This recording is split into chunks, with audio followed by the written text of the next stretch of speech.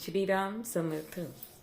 पुण्यस्य फलम इच्छति पुण्यम नेच्छन्ति मानवः न पापफलम इच्छन्ति पापम कुर्वन्ति नित्यशः. मानवाचा दैनंदिन वर्तनाचा आलेख यावरील श्लोकात आलेला आहे. मानव काय करतो? नेहमी पुण्याची इच्छा करतो, पण वर्तमान मात्र त्याचं पापमयच असतं. विज्ञान, तंत्रज्ञान यांच्या प्रगतीमुळे मानव खरोखरीच सुखी झाला आहे का हो? तंत्रज्ञानाच्या प्रगतीमुळे लौकिक सुखात वाढ झाली आहे असं आपल्याला सकृत दर्शनी दिसतं, पण या लौकिक सुखाबरोबर मानसिक शांती मिळाली आहे का असं आपल्याला नक्कीच दिसत नाही.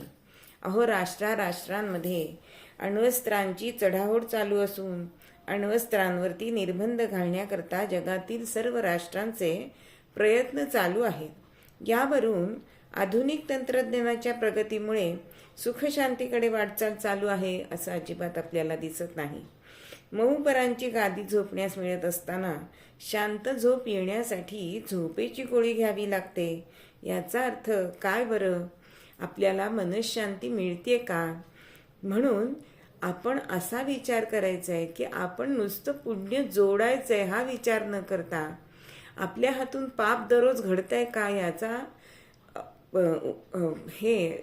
जमा खर्च आपण रात्री आपल्या मनाशी बाळगला पाहिजे, लिहिला पाहिजे आणि तो अंमलात सुद्धा आणायला पाहिजे, नाही का मंडळी?